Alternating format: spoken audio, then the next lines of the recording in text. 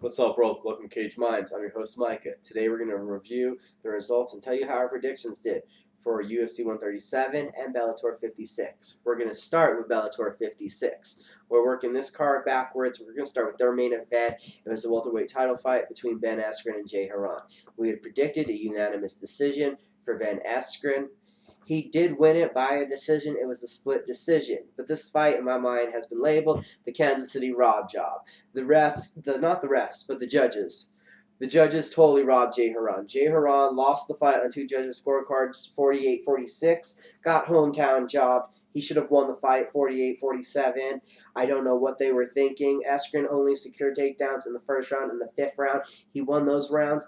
The second, the third, the fourth, there were rounds just totally controlled by the stand-up. That means automatically Jay Haran won because Askren's striking is just ugly, ineffective. If he doesn't attain a takedown, he didn't win. He only attained takedowns in 2 of the 3 rounds they said that he won, so I don't see how he won any round on his feet. I've watched the fight several times. It was the Kansas City rob job. The fighter won't complain, but as a fan, as an analyst, I'm going to do that job. I have to complain. Jay Haran was robbed. And of course, now Douglas Lima or Ben Saunders will get a title shot. Jay Haran has to get back into a tournament to get to a title shot. Bad for him. Refs, judges, other efforts besides actual action in the cage determining a fight. That sucks. Kansas City, Missouri, 1-1 for Ben Askren. Now we'll move on to the heavyweight quarterfinals, which were much better fights. We had Ron Sparks versus Eric Prindle in the first fight. We thought that there would be a victory for Ron Sparks. I predicted a second round knockout.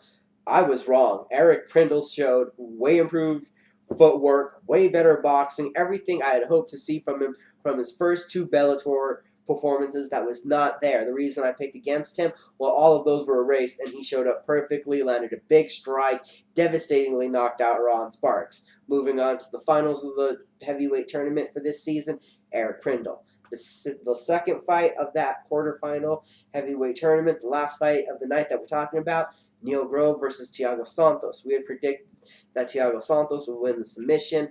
I didn't know what round I was predicting it in. That was my bad, but I thought Santos would get it to the ground. It happened.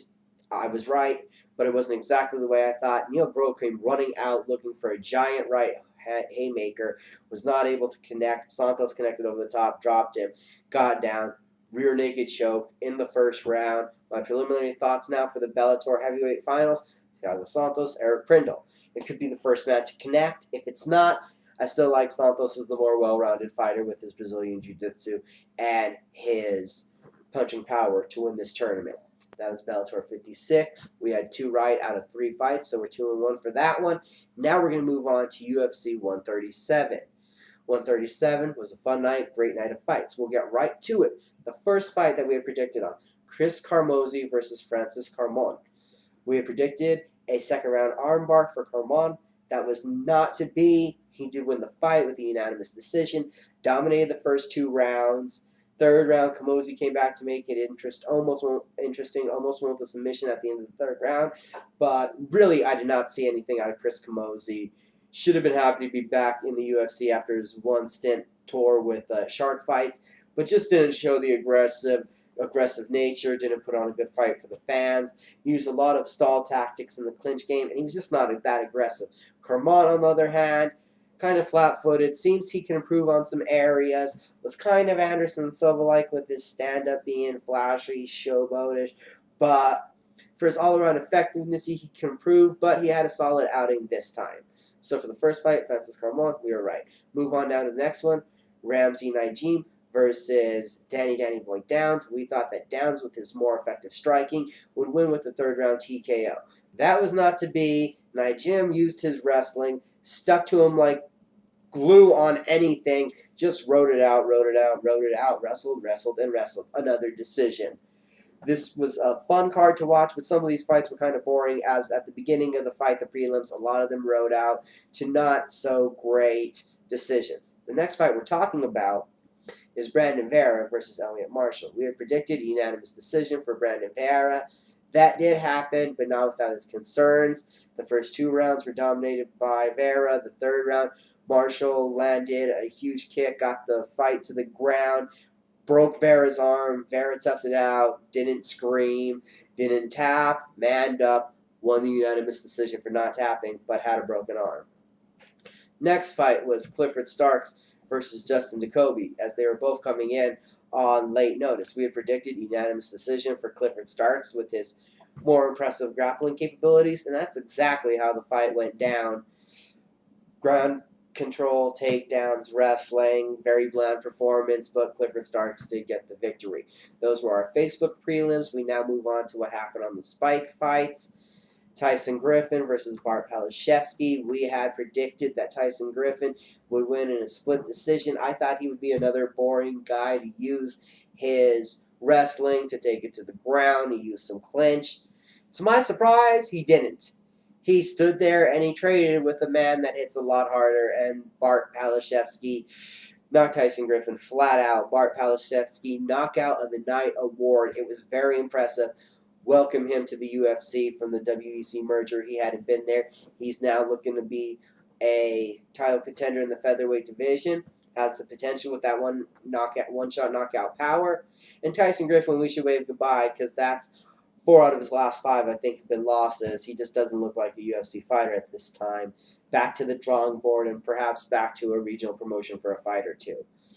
That was our first Spike fight. The second Spike fight was supposed to deliver tons of fireworks. Donald Cerrone and Dennis Seaver. I thought Cerrone would win with a split decision. I thought their kickboxing was very comparable to each other. I was excited for this one. The fireworks lived up to what we thought it would.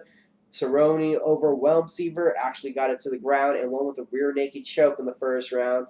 Donald Cerrone got submission of the night, a $75,000 bonus for him and his great performance. So the Spike fights were definitely action-packed and award-winning. We're now going to move on to the main card. First fight that we had for the main card was Jeff Big Frog Kern versus Scotty Jorgensen. Thought Jorgensen's more superior wrestling would win out, but I gave him it by a split decision because I had some respect for Kern and his tricky Brazilian Jiu-Jitsu, and ended up being a unanimous decision victory for Scott Jorgensen. Next fight that we had predicted on was George Roop versus Hatsu Aoki. We thought that Aoki would win with a submission. He was not able to attain that submission. Threatened several times on the ground in the first 2 rounds, 2.5 rounds. In the third round, Roop looked explosive. Roop himself was trying to end the fight. Wasn't Aoki's best performance, but he did take home a decision victory. These get us up to our top 3 fights. First one, Roy Nelson versus Miracle Krokop. We thought we'd see a 3rd round TKO. I thought he'd get him to the ground, use the ground and pound, and eventually just stop Krokop, and that's exactly the way it went down. Big Country Roy Nelson came in about 20 pounds slimmer, looked good. Good performance for Big Country. The co-main event of the night, we had predicted a 2nd round TKO for Matt Mitrione versus Chet Congo. That was not to be. Chet Congo took a unanimous decision victory in a fight that I think should almost look like a loss on his record. The first 2 rounds were boring. There wasn't much action. He ran around backwards. Didn't want to actually seek out combat. A couple leg kicks, a couple jabs. A lot of Machida-esque running around the cage backwards performance from a guy who's a lethal striker and very aggressive. Didn't see any of that from Chet Congo. In the 3rd round, he finally attempted a takedown, got on top, definitely beat Matt Mitrione in that round, won the bout. Would have loved to seen a fight between those 2 gentlemen, especially with the hype concerning them co-main event. It wasn't to be. It was a very boring fight. I thought an awful performance from Chet Congo. Mitrione was visibly frustrated by Congo's unwillingness to exchange or even come forward. Disappointing all around. Being wrong in the fight was one thing, but just disappointing the performance of the 2 combatants in that bout is another thing. Chet Congo with a horrible, disappointing performance, in my opinion.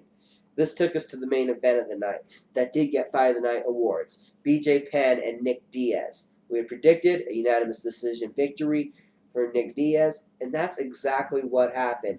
Diaz, with his accumulation of shots, his long reach, his boxing, beat up BJ Penn, beat down BJ Penn, and then his trash talking afterwards for Nick Diaz did earn him a welterweight title shot. Carlos Condit will take a back seat.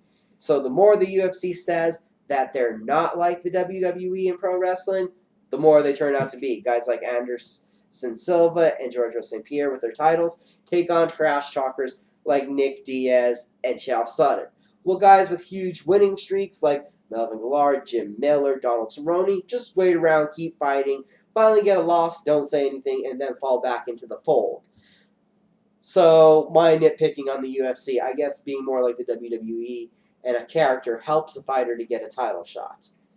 That was my rant on 137. We'll also talk about after the Diaz BJ Penn fight. BJ Penn, in an emotional state, said he was going to retire. My thoughts on that, if you want to do it, go for it, BJ. You've given us so much memories, so many title fights, so many bloodbaths, so many great performances. You can do whatever you want. I hope that you would take the time to think about this, not jump to such a conclusion literally 3 minutes after the fight with Joe Rogan. Now here I'm talking about this a couple days later. I've heard that BJ is reconsidering it. This may not be the last time we see him. It may be. All I can say is thank you for all the memories, thank you for all the fights, and best to you in all of your future endeavors. We'll also talk about another fighter, Mirko Cro Cop. He also, after his loss to Roy Big Country Nelson, announced his retirement, or had said this was going to be, prior to the fight, had said it was going to be his last bout. So Krokov, also thank you for all the memories. It's too bad for us American fans that we didn't get to see you in your heyday, in your Pride days. You did some great things. Got to see a lot of Pride video. That was great. Too bad we never got to see you all the way through. And also considering your last several performances, I'd say possibly this may be the best route for him to go in. He's had some tough ones against Krokov, even though he beat Pat Barry. He's had some great wars. Brendan Schaub got the best of him. Frank Mir. We'll thank him for all the fights. Wish him the best of everything. We'll cherish the memories from your career. This has been Cage Minds. Just to let you guys know, if I didn't say it, for the UFC 137, our record was 8-3. 8 correct fights, 3 wrong. For the whole week, we went 10-4. On 14 fights, we had 10 right picks. Thanks for watching us. Check out the UFC 138 prediction show coming soon. This has been Cage Minds. Follow us on Twitter. Have a good day. Thanks for watching.